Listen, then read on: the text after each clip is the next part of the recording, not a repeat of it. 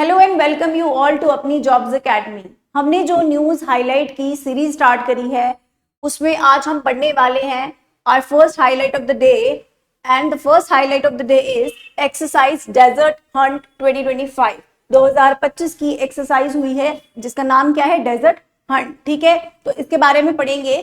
पहले पढ़ेंगे कि ये जो एक्सरसाइज हंट है वो कहाँ पर हुई, कब हुई, ठीक है, किसने इसको कंडक्ट करवाया, इसमें कौन कौन जो है वो इन्वॉल्व था। तो ये सारी चीजें हम पढ़ने वाले हैं। तो हम पढ़ेंगे कि ये जो एक्सरसाइज है वो कहाँ करवाई जाती है, वो करवाई जाती है जोधपुर राजस्थान में। इसके साथ साथ नेक्स्ट पॉइंट है हमारा कि ये किस किस के बीच में हो रही है। तो ये हो रही है पैरा फोर्सेस, मार्कोस और इंडियन आर्मी, यानी ये तीनों जो फोर्सेस हैं वो इसमें इन्वॉल्व हैं। इन्हीं तीनों के द्वारा जो एक्सरसाइज डेजर्ट हंट है वो की जाती है। कब कब की जाती है? 24 से 28 फरवरी के बीच में की जाती है। Next point is overcome future challenges, यानी इसका जो एम है वो क्या है कि फ्यूचर चैलेंजेस जो आने वाले हैं, फ्यूचर में चैलेंजेस उनको ओवरकम किया जाए। ठीक है, और अगला नेक्स्ट पॉइंट हमारा है कंडक्टेड बाय इंडियन एयरफोर्स। अगर हम बात करें कि इस एक्सरसाइज को कंडक्ट किसने करवाया, तो इंडियन एयरफोर्स ने इसे कंडक्ट करवाया था।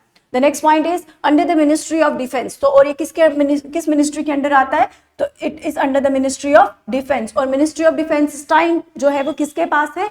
वो राजनाथ सिंह के पास है। ठीक है, so this was the first highlight of the day. चलते हैं next highlight of the day पर, विच इज,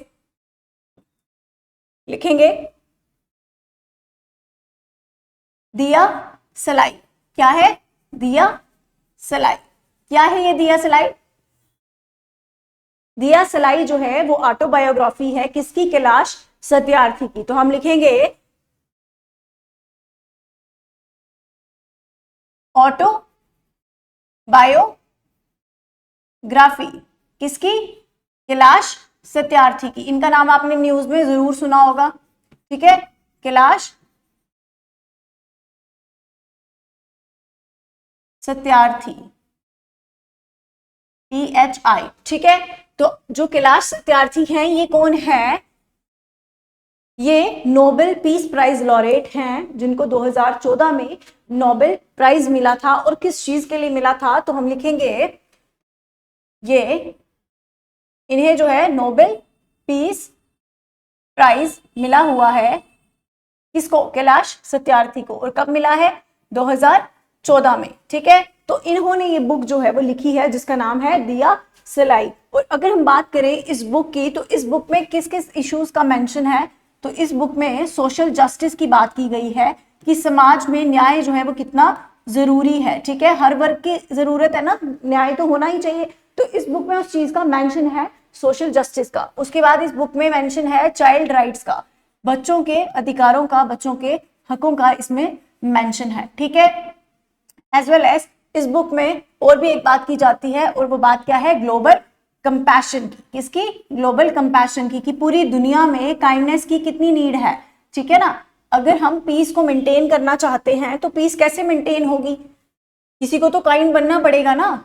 अगर हम काइंड ही ना बने और हम लड़ते झगड़ते रहें तो कंपैशन या काइंडनेस जो है वो रखे ही ना, तो पीस बनेगी कैसे? पीस नहीं बन सकती। तो इसीलिए इन्होंने दिया सलाई जो बुक है उसमें social justice, child rights, global compassion की बात की है। और बात करें इस ऑटोबायोग्राफी की तो कैलाश सत्यार्थी जी के द्वारा लिखी गई है। और ये कौन है? He is a Nobel peace prize laureate who got Nobel prize in 2014 में। ठीक है, इनको 2014 में नोबेल पीस प्राइज जो है वो मिलता है। इसके बाद नेक्स्ट हाईलाइट जो है हमारे पास, दैट इज आदित्य L1। क्या है? आदित्य L1।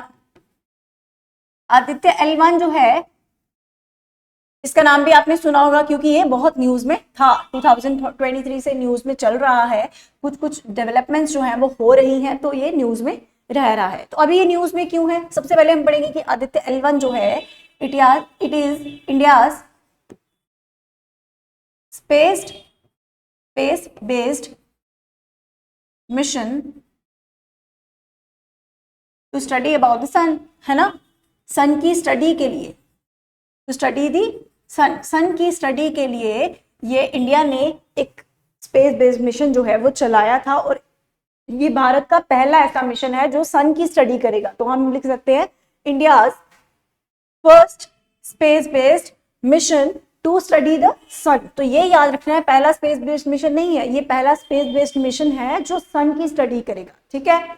और अगर हम बात करें कि इस आदित्य L1 को जो है वो लॉन्च किसने किया था, तो so it was launched by, launch vehicle होता है ना PSLV, GSLV, ठीक है, लॉन्च्ड बाय PSLV C57, ठीक है। तो PSLV C57 ने इसे लॉन्च किया था। और अब हम बात करें कि ये अब न्यूज में क्यों है, तो ये न्यूज में इसीलिए है क्योंकि it has captured it's first ever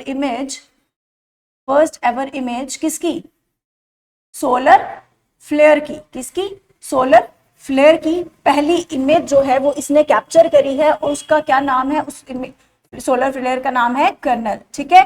तो जो सोलर फ्लेयर है जिसका नाम कर्नल है, उसकी इमेज पहली किसने कैप्चर की है, आदित्य L1 ने कैप्चर की है। तो यानी ये सन की स्टडी जो है अच्छी कर रहा है, ठीक है। इसके साथ साथ अगर हम बात करें तो इसे लॉन्च कब किया गया था, so it was launched on 2 सितंबर 2023, 2023 2 सितंबर को इसे लॉन्च किया जाता है। और लॉन्च की जो हमने बात की कि कौन सा जो व्हीकल है, लॉन्च्ड बाय PSLV C57, ठीक है। Next highlight of the day is world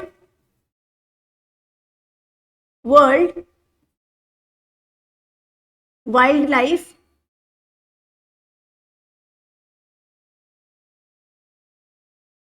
क्या है, वर्ल्ड वाइल्ड लाइफ डे 2025 का वर्ल्ड वाइल्ड लाइफ डे जो है वो कब मनाया जाता है, सबसे पहले आपको ये याद रखना है, ठीक है। तो ये मनाया जाता है 3 मार्च को। कब मनाया जाता है, 3 मार्च को। और इसे हर साल मनाया जाता है, यानी एनुअली ये जो है वो सेलिब्रेट किया जाता है, annually.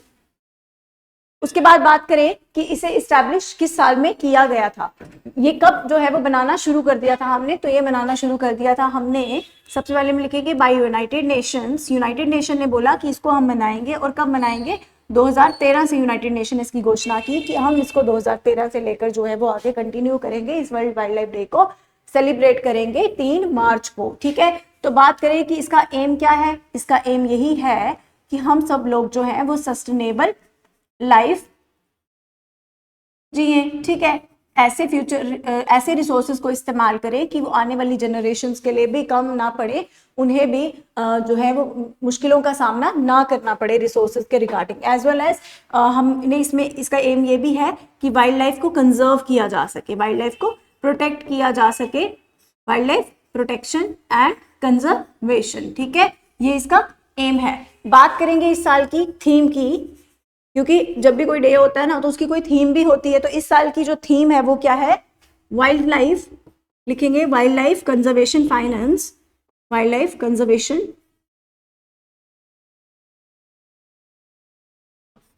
Finance, investing in people and planet, investing in people and planet, ठीक है। तो क्या है इस साल की theme, wild life conservation finance, investing in people and planet, ठीक है।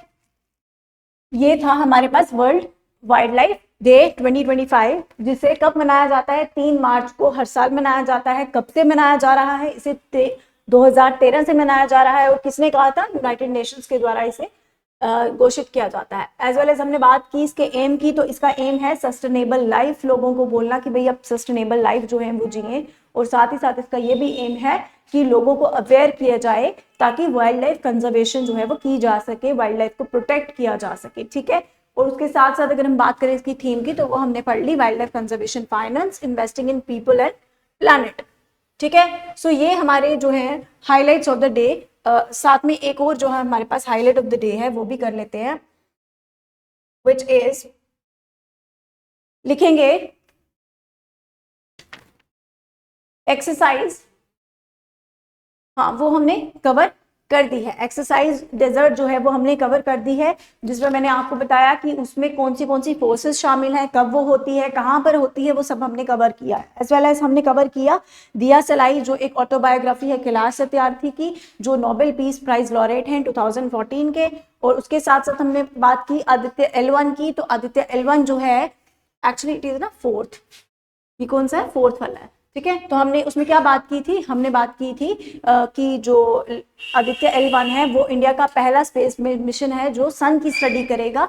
और उसमें वो क्यों न्यूज में था, वो इसलिए न्यूज में अभी आया है क्योंकि उसने फर्स्ट एवर इमेज जो है किसकी, सोलर फ्लेयर जिसका नाम है कर्नल, उसकी कैप्चर की है इमेज, तो इसीलिए वो न्यूज में चल रहा है। और उसके बाद हमने बात की वर्ल्ड वाइल्ड लाइफ डे 2025 की, जिसका यूनाइटेड नेशन जो है 2013 में अनाउंसमेंट करता है कि इसे मनाया जाएगा हर साल, और कब मनाया जाएगा, 3 मार्च को। और हमने थीम की भी बात कर ली है। तो आई होप कि आपको ये कंटेंट जो है वो यूजफुल लग रहा होगा, आप इसको अपने नोट्स में ऐड कर रहे होंगे जो अपने करंट अफेयर्स के नोट्स हैं।